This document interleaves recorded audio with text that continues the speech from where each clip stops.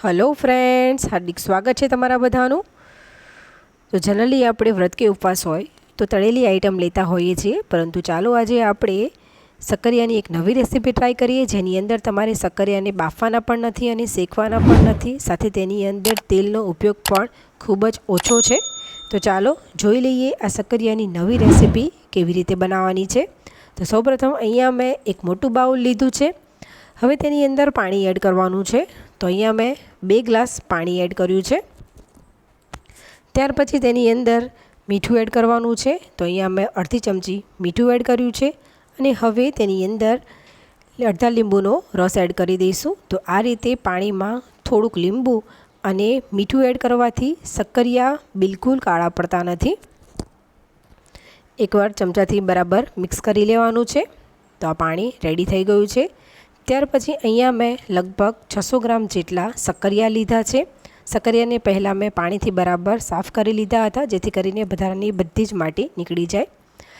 હવે ડીટાનો ભાગ કાઢી લઈશું અને તેને પીલરની મદદથી આપણે છોલી લેવાનું છે। આપણે બધા એક સાથે નથી છોલવાના, 1 બાય 1 કરીને છોલશું। અને ત્યાર પછી અહીંયા મેં એક છીણી લીધી છે અને છીણીમાં જે મોટા હોલ આવે છે તેની મદદથી આપણે સક્કરિયાને છીણી લેવાનું છે। તો અહીંયા મેં છીણ રેડી કરી લીધું છે। ત્યાર પછી એ છીણને આપણે જે પાણી તૈયાર કર્યું હતું તેની અંદર તરત જ એડ કરી દેવાનું છે, જેથી કરીને બિલકુલ કાળું ના પડે। આવી જ રીતે આપણે બધા જ સક્કરિયાને છીણી અને પાણીમાં એડ કરી દેવાના। ત્યાર પછી તે પાણીને મેં ફેંકી દીધું હતું અને ફરીથી નવું પાણી એડ કર્યું અને ત્યાર પછી થોડું થોડું છીણ આવી રીતે હાથમાં લઈ અને વધારાનું પાણી નિતારી લેવાનું, જેથી કરીને છીણ એકદમ કોરી થઈ જાય। આવી જ રીતે આપણે બધી પાણી નિતારી અને તેને એક પ્લેટમાં લઈ લઈશું। ત્યાર પછી અહીંયા મેં ગેસ ઉપર એક પેન રાખી દીધું છે। હવે તેની અંદર તેલ એડ કરવાનું છે। તો તેલ આપણે 3 મોટી ચમચી જેટલું એડ કરીશું અને હવે તેલને ગરમ થવા દઈશું। તેલ ગરમ થઈ ગયું છે એટલે અડધી ચમચી જેટલું જીરું અંદર એડ કરવાનું છે અને અડધું લાલ સૂકું મરચું એડ કરીશું। ત્યાર પછી તેની અંદર મેં 4 થી 5 તીખા લીલા મરચાં કટ કરીને એડ કર્યા છે અને થોડાક એવા લીમડાના પાન એડ કરીશું। ત્યાર પછી 1 ચમચી સફેદ તલ એડ કરવાના છે। બધી જ વસ્તુને બરાબર સતળાવવા દઈશું।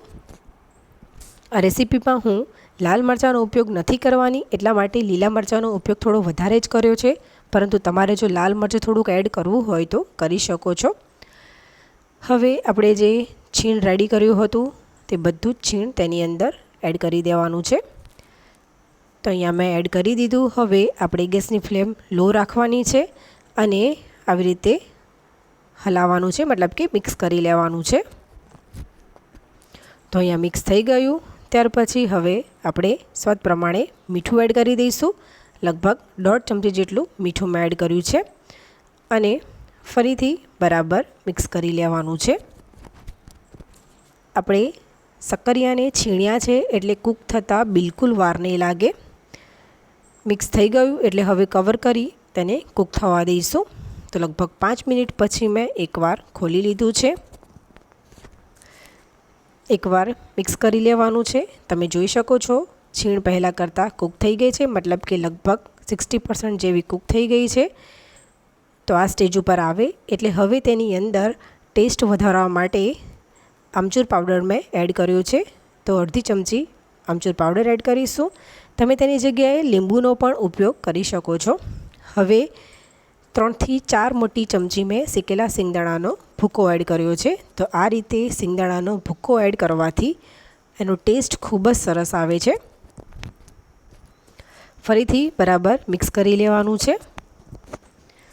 સિંગદાણાનો ભૂકો એડ કરીએ પછી ફરીથી આપણે લગભગ તેને કવર કરી અને પછી 3 થી 4 મિનિટ જેવું કૂક કરી લેવાનું। તો ફરીથી 3 થી 4 મિનિટ પછી મેં ખોલી લીધું છે અને ફરીથી આપણે મિક્સ કરી લઈશું। તો આ રેસીપી ફક્ત 10 મિનિટમાં જ બની જાય છે, સાથે તેનો ટેસ્ટ પણ ખૂબ જ સરસ છે।